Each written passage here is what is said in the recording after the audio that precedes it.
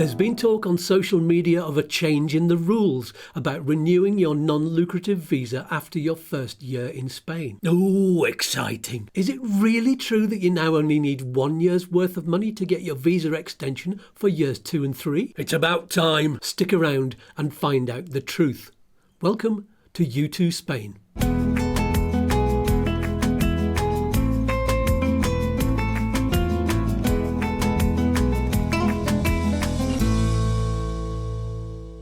Hi, I'm Skatz, and here on YouTooSpain on YouTube and on our website YouTooSpain.com, I help you discover how to move to Spain with the help of up-to-date information and links to all of the organisations and documents you need, and with the help of specialists on the front line of immigration, bring you what you need to make your Spanish dreams come true. I have a dream. So let's get right down into the latest mud bath of news and rumours and delve down to the truth beneath. Ugh. Apparently, I love a bit of gossip. Apparently, an important immigration official in a foreigner's office in Spain told someone that when you're at the end of your first year of your non-lucrative visa and applying for the visa extension, which covers 2 years, you only need to show the same 1 year's worth of savings that you showed when you first got your visa. Sounds reasonable. I mean, if you survived year 1 on that money, why wouldn't you be able to survive year 2 and year 3? You make a good point. Thanks very much. But there's always a but. But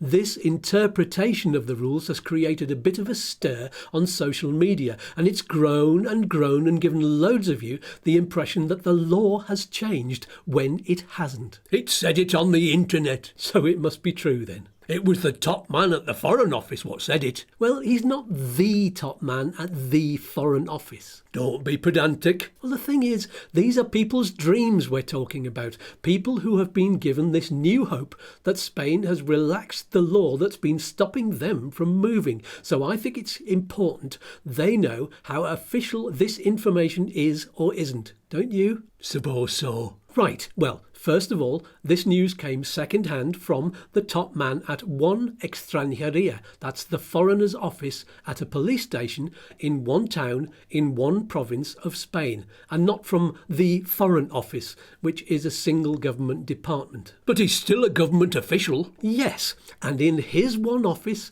his interpretation of the law is what his officials will listen to a certain extent, and interpret in their own way. Sounds like a lot of interpreters. Yeah, well, the actual rules they use to assess who can have a visa are quite general, but the officials are very well practiced in interpreting people's bank statements and other financial documents to work out whether you'll be an asset to Spain or a burden.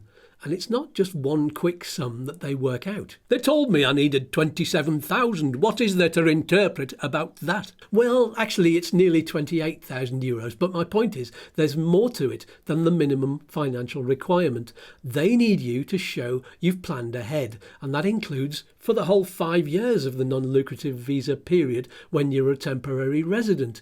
They need to show you've thought about what you're going to spend in that time and that you've got money put by for the unexpected. It's not an exact science. That's why they need to show and know how to interpret you and your documents. Oh, so at the end of year 1, they could look at your bank account and see you've managed to live on just your pension and you still have the same amount of savings in the bank that you had for year 1, and they could interpret from that you can do the same through the next 2 years. Well, I suppose they could. If they were kind-hearted and liked the look of you and were having a good day. Maybe that's how this whole thing started off and it got twisted into a story about the law being changed. So the law hasn't changed? No. No official has said that the law has changed or that the rules have changed. It's only people on social media who've made their own interpretation of what one official said, and purely out of hope that they might actually have enough money to move to Spain when they really haven't, it's got blown out of proportion. You're out of proportion, cheeky.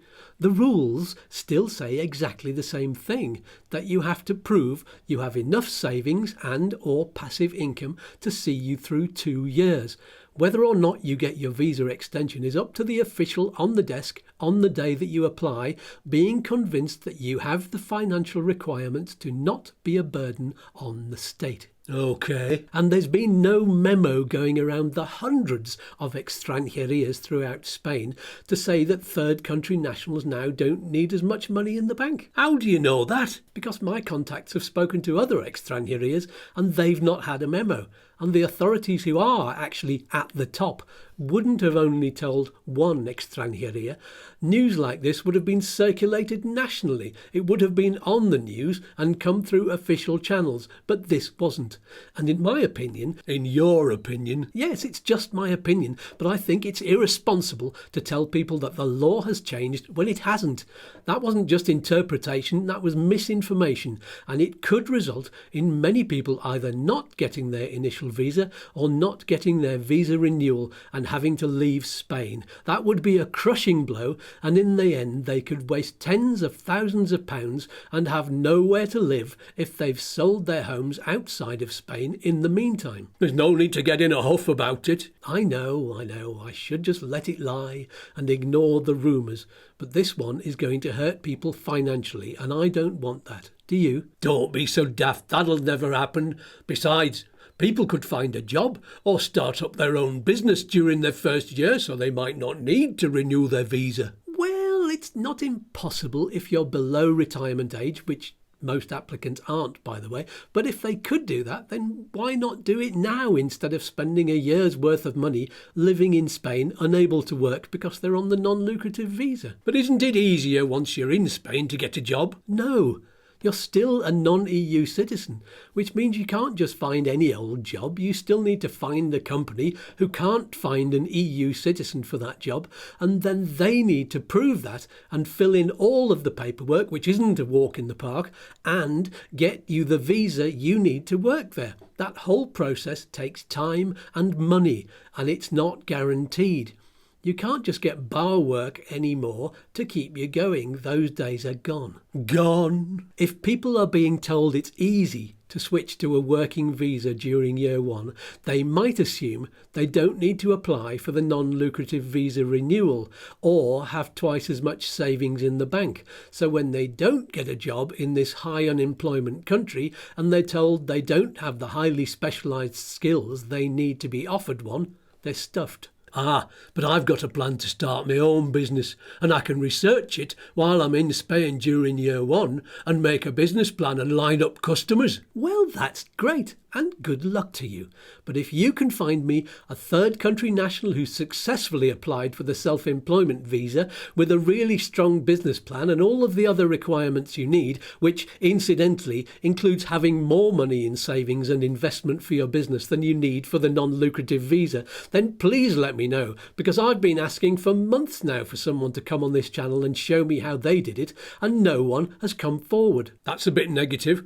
I thought you were a glass half full sort of person. I am, but I'm also a let's make sure there's a tap somewhere so that I can fill up the glass when it gets empty sort of person. I think it's best to be realistic about this, and if the last few years of Brexit and viruses have done nothing else, it's made people realise that you need to be fully aware of how difficult it is to resettle in a different country if you don't know what's really required and if you've not planned ahead. Oh yeah. Yes, you need to be totally realistic instead of relying on rumours on social media that are just misinformation about one person's interpretation of another person's interpretation of a rule which hasn't changed. But I've got dreams of sitting on a beach with a glass of wine. Why can't I have that? You can. I'm not stopping you. It's all possible. Lots of people have made it work. Just be realistic.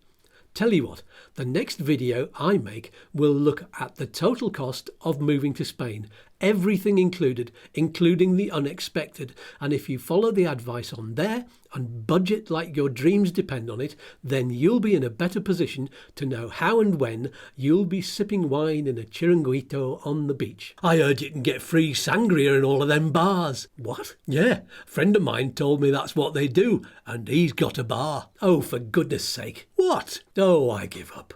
If you have any questions, write them in the comments below, and buy me a coffee please. There's a link in the video description that tells you how. Can I subscribe? Of course you can, and you can ask questions on the live show every Saturday. And you'll tell me if there's more gossip. No, I'll just stick to the truth. Thank you very much. All right. See ya. Peace and love. See you on the next video. Bye.